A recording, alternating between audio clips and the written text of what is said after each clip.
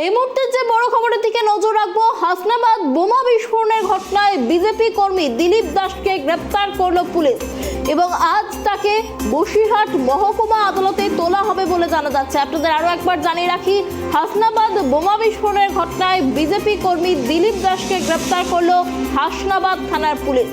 আজ বসিরহাট মহকুমা আদালতে ধৃতকে তোলা হবে বলে জানা যাচ্ছে।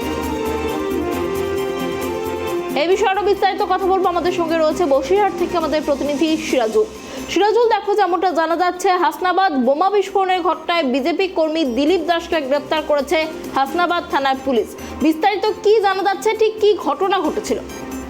দেখো না, তোমাকে জানিয়ে রেখে যে গতকালকে বেলা 11:30 নাগাদ কিন্তু সেখানে হাসনাবাদ দক্ষিণ শিমুলিয়া কালীবাড়ি এলাকায় যে বিজেপি নেতা নিমাই দাস, সেই নিমাই দাসের ভাই কিন্তু এই যে তানার বাড়িতে নিতা দাসের ভাই অর্থাৎ দিলীপ দাস, সেই দিলীপ দাসের বাড়িতে কিন্তু রান্নাঘরে কিন্তু একটা বোমা বিস্ফোরণ হয়। সেই বোমা বিস্ফোরণের ভয়ঙ্কর আওয়াজে কিন্তু কেঁপে ওঠে কিন্তু গোটা এলাকা।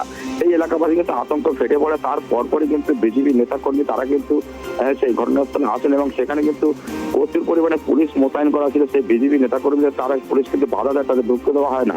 আসলে সেই নিয়ে কিন্তু রীতিমতো চাঞ্চল্য ছড়ায় এলাকায়। পাশাপাশি কিন্তু সেই পুলিশকে ঘিরে পরবর্তীতে কিছু বিজেপি নেতাকর্মী, মহিলা এবং পুরুষ সহ বিজেপি নেতাকর্মী তারা কিন্তু পুলিশকে ঘিরে বিক্ষোভ দেখাতে শুরু করে।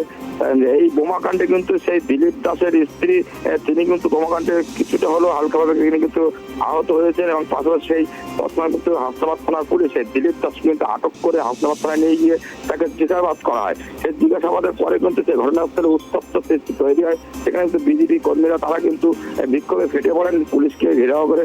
তাদের দাবি ছিল যে বসিরহাট বিজেপি সাংগঠনিক জেলা সভাপতি তাপস ঘোষ তিনি কিন্তু দাবি করেন যে তৃণমূল চক্রান্ত করে সন্দেশখালীতে যে ঘটনা ঘটে গিয়েছে, যে বোমা এবং অস্ত্র উদ্ধার হয়েছিল, সেই মোড়টাকে ঘোরানোর জন্য কিন্তু তৃণমূলেরা এই ঘটনা ঘটিয়েছে যাতে মানুষের মোড়টা ঘুরিয়ে আসে, নজরটা এইদিকে পড়ে, সেই দাবি করেছেন তাপস ঘোষ। তার পাশাপাশি কিন্তু দেখো তারা কিন্তু দাবি করেছেন পুলিশের উপর দায়িত্ব দিতে প্রশাসন এবং তৃণমূল থেকে মিলিতভাবে এই ষড়যন্ত্র করে চক্রান্ত করা হয়েছে। পাশাপাশি দেখো কিন্তু সেই তৃণমূল নেতা তারা কিন্তু অস্বীকার করেছেন যে এর সঙ্গে আমাদের কোনো যোগসূত্র নেই।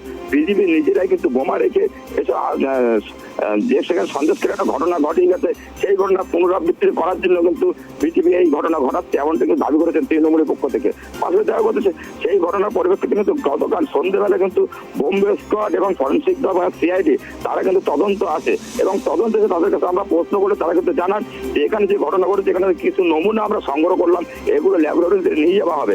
তার পাশাপাশি কিন্তু তারপরে সেগুলো পরীক্ষা করা হবে, তারপরে আমরা জানতে পারবো যে কি ঘটনা এখানে ঘটেছিল।